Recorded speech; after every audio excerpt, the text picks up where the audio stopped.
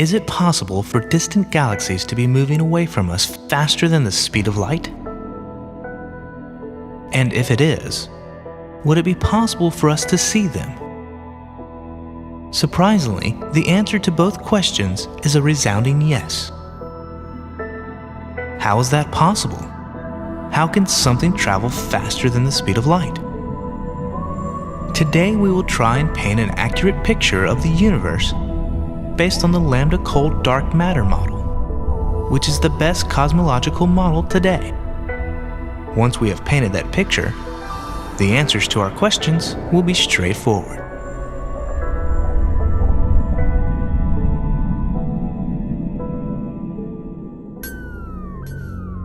Let's assert that some kind of space-time quantum foam sort of something existed before our own universe began, before our Big Bang. Then we simply let Heisenberg's uncertainty principle go to work for us.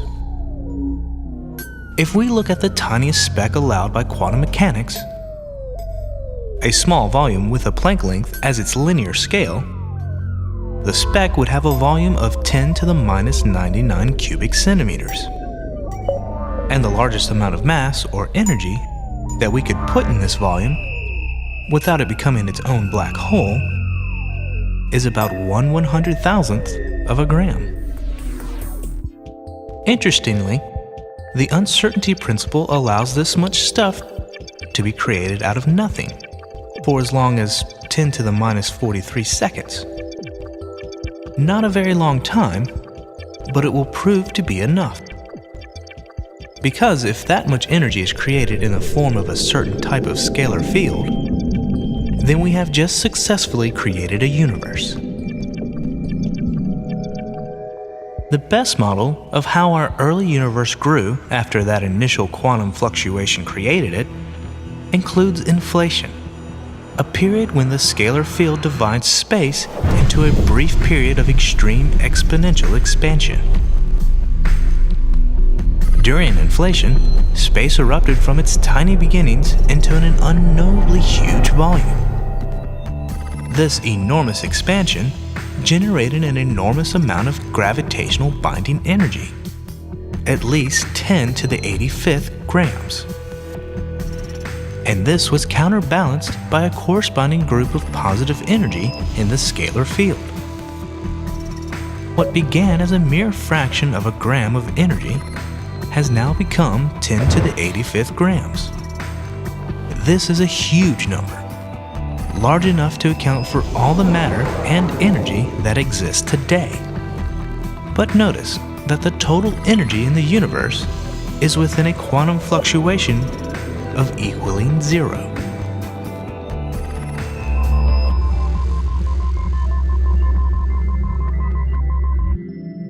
As a byproduct of the enormous growth of space during the inflationary period, tiny quantum fluctuations grew into macroscopic fluctuations in the density of the scalar field, making it ever so slightly lumpy.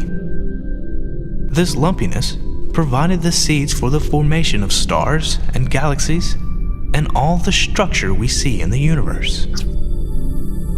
At the end of inflation, the temperature throughout all of space was still enormously hot. But as space continued to expand, it cooled, and the energy of the scalar field, which now filled all the new and enormously huge volume of space, decayed into dark matter, and dark energy, and normal matter. The photons and quarks and electrons, which in turn settle down into the protons, neutrons, and atoms that populate the universe today. After about 380,000 years of expansion and cooling, charged particles got together to form neutral atoms. And suddenly the photons that were bumping into charged particles every second or two were free to zip unhindered across space. This is the origin of the cosmic microwave background that we see today.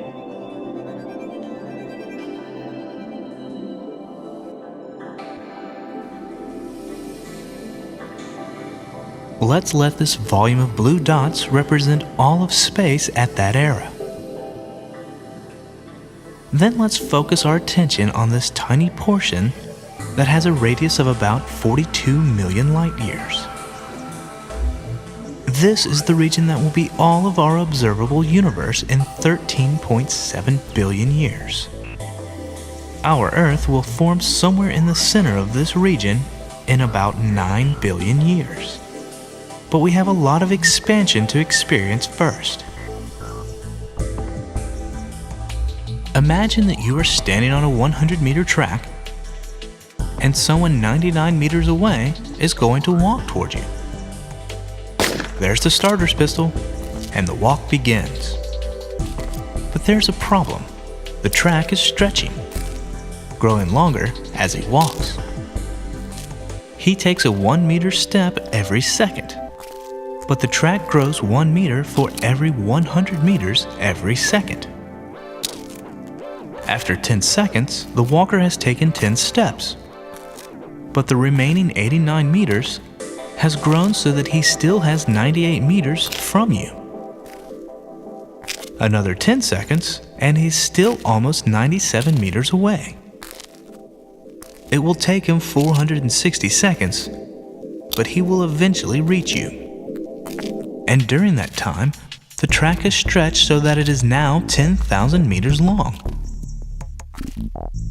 The other end of the track is now moving away from you much faster than the walker can walk. If he had to start there now, he would never get here. And the question of how far he walked is ambiguous. We could say he walked 99 meters because that was the distance at the beginning, or we could say that he walked 9,900 meters because that was the distance at the end, or we could say 460 meters because that is his normal speed times the time it took. The expanding universe exhibits the same characteristics.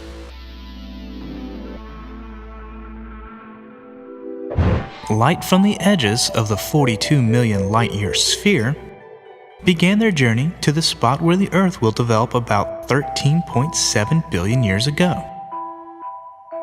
But during the trip, the intervening space multiplied itself 1,090 times. And now the spherical shell from which the light began is about 46 billion light years away. This is the farthest into space we can see right now, and it is called our particle horizon. 100 million years after inflation, the first stars formed. They were massive giants that formed in every region of space, including our little sphere of observable universe. Those that formed on a shell a little inside our expanding particle horizon are just visible today. The light from these primitive giants has been traveling over 13 billion years. And the shell of space where they formed is now over 36 billion light years away.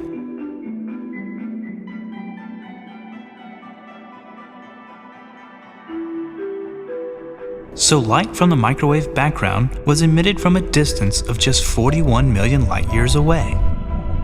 And that distance is now 46 billion light years. And light from the earliest stars was emitted from a distance of 1.5 billion light years. And that has grown to 36 billion light years. Due to the faster-than-light expansion of space in those early years, the light was actually moving away from us for billions of years before the slowing expansion allowed it to start moving towards us. Light we see today from some distant galaxies that was emitted from 5 to 6 billion light years away comes from objects that were the most distant at the time the light was emitted.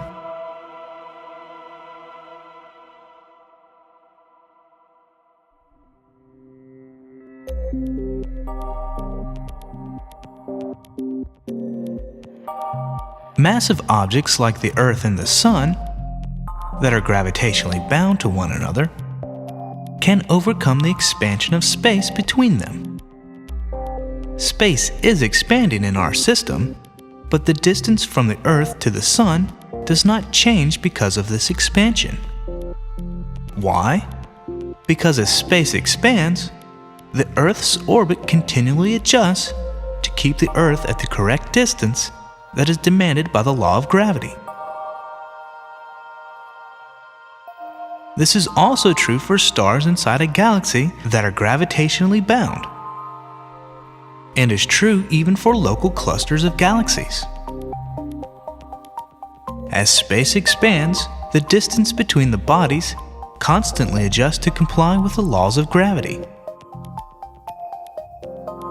The wavelength of light from distant objects is shifted toward the red end of the spectrum if they were moving away from us.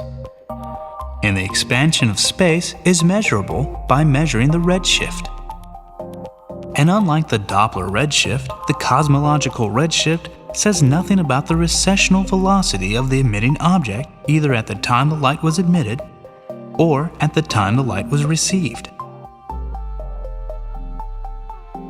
Hubble's law says the further away an object is, the faster it is receding without limit. So, there are always objects far enough away to be receding faster than the speed of light.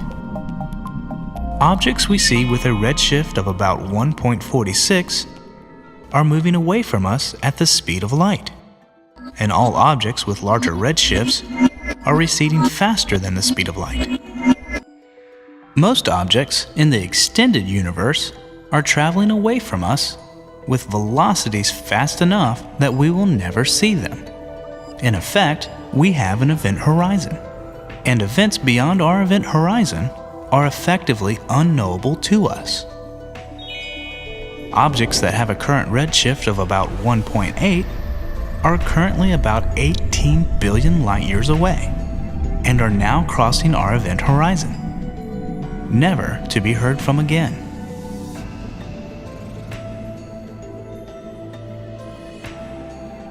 Finally, this is a time sequence of the evolution of our universe. Big Bang, followed by inflation, reheating or the birth of matter, birth and death of the first stars, and the ongoing formation and growth of galaxies. When we look out into the universe, we are looking backwards in time, looking at the universe as it was when it was a lot smaller and a lot younger.